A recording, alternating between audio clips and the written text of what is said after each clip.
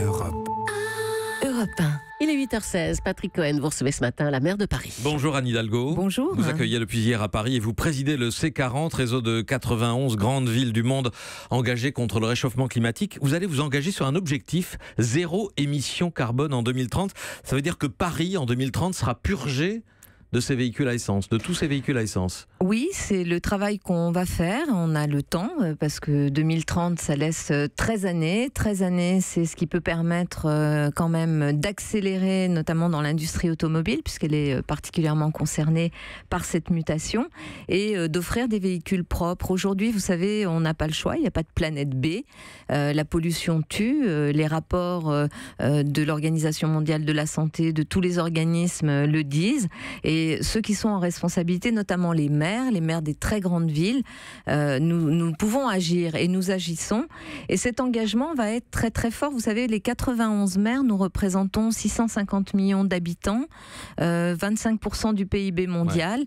Donc c'est un marché aussi que nous représentons. C'est Los Angeles, c'est Mexico, c'est Copenhague, c'est Barcelone, toutes ces grandes villes. Mais vous parlez de mutation plutôt que d'interdiction. Les véhicules ne seront pas interdits, ce ne sera pas les mesures coercitives comme ça. Je pense que quand on s'y prend 13 ans avant, c'est justement pour donner un signal. D'abord un signal au marché automobile qu'il a bien compris. Hier, nous étions réunis avec tous ces maires et avec notamment les grands constructeurs qui sont venus. Vous savez, quand vous voyez des grands constructeurs à la fois en Europe mais aussi aux États-Unis qui sont passés à l'électrique, ou dans d'autres pays, je pense au Japon, qui ont déjà banni le diesel depuis très longtemps, depuis 20 ans, et qui sont aujourd'hui en train de travailler sur l'électrique et l'hydrogène. Mais quand vous voyez, sans citer de marque, mais que les deux gros géants américains, General Motors et Ford, sont déjà en train de passer à l'électrique, et que Tesla est aussi présent sur le marché américain, que BMW a déjà aussi engagé cette mutation,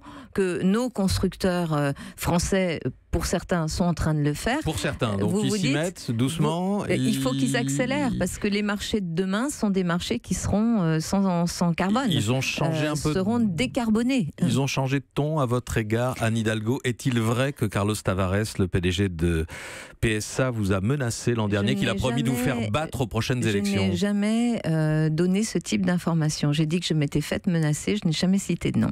Mais vous ne le démentez pas? Je n'ai jamais cité de nom. Ça a été rapporté dans l'Obs il y a quelques semaines. Si vous ne changez pas de position sur le diesel, nous vous ferons battre aux prochaines élections. Il y a une offensive, il y a des lobbies très très puissants, pas simplement vis-à-vis de moi, maire de Paris. J'en parle avec mes collègues maires des autres grandes villes. Vous savez que les lobbies industriels, notamment ceux qui résistent, ceux qui ne veulent pas passer dans cette nouvelle économie décarbonée, menacent bien évidemment. Mais moi, ce qui m'intéresse aujourd'hui, c'est de voir que le mouvement est engagé. Ceux qui refusent de voir justement que les futurs marchés pour eux, les futures opportunités économiques sont du côté des énergies renouvelables, des énergies propres, écoutez, ils seront à terme disqualifiés par les consommateurs. Le mouvement que nous engageons, il faut le comprendre aussi comme ça. Nous sommes en train de vivre une très très grande mutation. Nous avons signé l'accord de Paris en 2015. Cet accord de Paris, c'est pas simplement des mots sur un papier.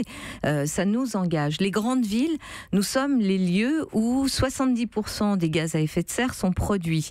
Donc c'est là qu'il y a le plus... c'est pas exclusivement la pollution automobile. Non, et il y a aussi la pollution automobile dans la plupart de nos grandes villes, notamment à Paris, mais je discutais avec le maire de Quito en Équateur, c'est exactement la même chose. L'essentiel de la pollution atmosphérique est lié dans nos villes à la circulation automobile, et donc il faut engager cette mutation.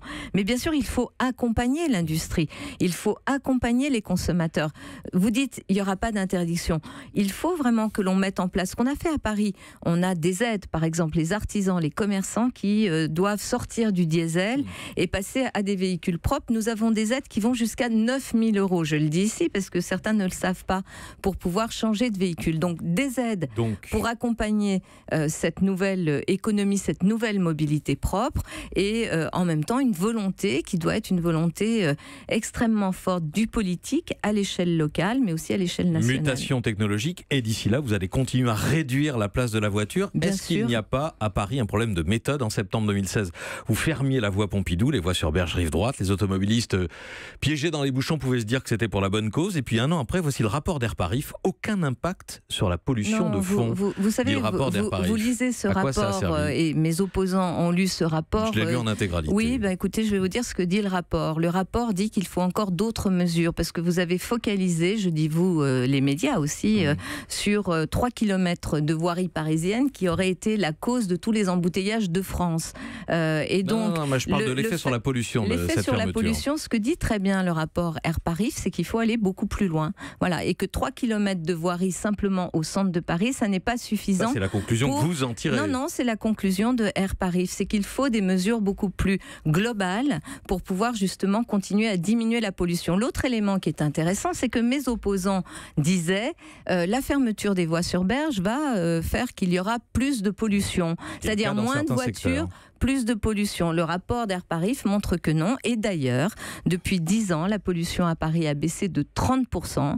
Elle a baissé de 4% l'année dernière parce qu'elle est directement liée au trafic automobile. Vous savez, elle a augmenté de 22% quai des Célestins, à l'endroit où ça s'arrête. Mais non, mais écoutez, la pollution à Paris est en train de diminuer. Si, comme d'autres personnes, vous, Patrick Cohen, vous considérez que plus de voitures, moins de voitures... Non, je ne considère pas, je me suis contenté de lire les 45 pages du rapport d'Air Paris. Oui, écoutez, moi je le connais bien aussi. Si moins de voitures pour vous égale plus de pollution, je vous laisse dans cette certitude. Moi j'ai une autre certitude qui elle est vérifiée scientifiquement, c'est que moins de voitures, ça fait moins de pollution.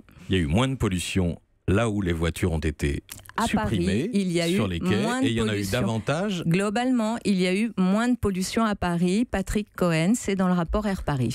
Et la pollution diminue de 30% depuis 10 ans à Paris parce qu'il y a une diminution du trafic automobile aussi de 30% à Paris. Les choses sont très claires, hein, vous savez, elles sont prouvées scientifiquement. J'invite les auditeurs qui veulent se reporter à ce rapport d'Air Paris, page 28, Absolument. 29 et puis, 30. Je vais vous dire autre chose. Regardez précisément les chiffres qui sont donnés. Vous me parlez des automobiles. Savez-vous qu'à Paris, 9 Parisiens sur 10 ne prennent pas leur voiture pour aller travailler. Il n'y a pas que les Parisiens qui roulent à Paris. Et 7 Franciliens sur 10 ne prennent pas leur voiture pour venir à Paris travailler. 61% prennent leur voiture sur les trajets domicile-travail. 61% des Franciliens. 7 Franciliens sur 10 ne prennent pas leur voiture pour venir travailler. Non, donc c'est le contraire. Non, c'est le contraire. Non.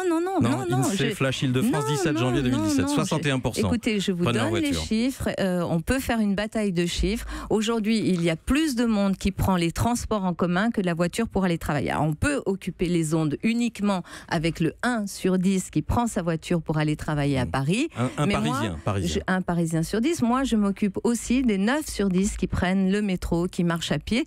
Et les efforts que nous devons faire aujourd'hui, je pense que vous êtes une antenne qui voit le monde aussi tel qu'il est en train de se construire, qui comprend les enjeux, et notamment l'enjeu climatique, qui comprend l'enjeu de santé publique, qui comprend que l'économie de demain sera décarbonée ou ne sera pas. Et donc, je crois qu'on a plutôt tous intérêt à pousser dans le sens de cette économie décarbonée, meilleure pour la santé, meilleure pour l'économie aussi. Et puis, moi, vous savez, la méthode, c'est très simple. 2014, c'était dans mon programme. Les Parisiens avaient un choix très clair. Mon opposante ne proposait pas du tout cela. Elle ne proposait pas justement d'avoir une volonté aussi forte de lutter contre la pollution atmosphérique. Les Parisiens ont choisi. Les Parisiens ont choisi.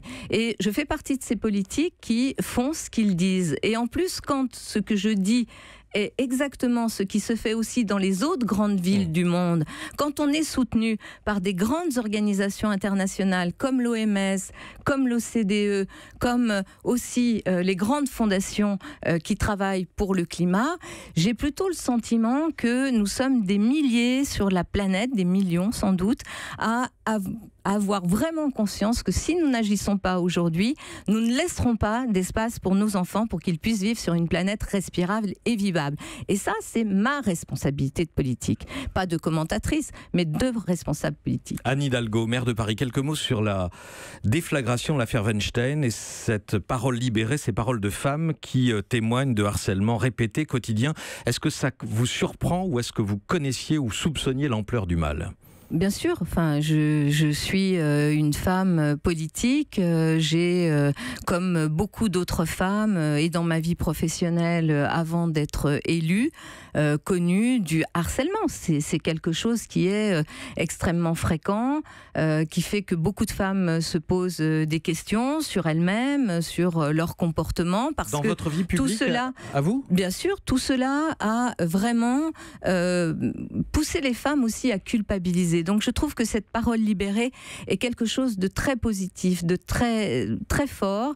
Et le fait que ceux qui se livrent à ce type de comportement de harcèlement sachent qu'aujourd'hui, eh bien, les femmes n'auront plus peur de parler et qu'elles rendront publiques ces informations, je trouve que c'est une très bonne chose parce que nous sommes dans un monde d'hommes avec des règles qui ont été établies par les hommes et dans ce monde d'hommes, les femmes n'ont pas été admises. Elles ont été admises comme collaboratrices, comme faire valoir, très rarement en ce qu'elles portent de compréhension du monde, d'action, de compétences. Il y a toujours ce regard sur les femmes, y compris sur les femmes.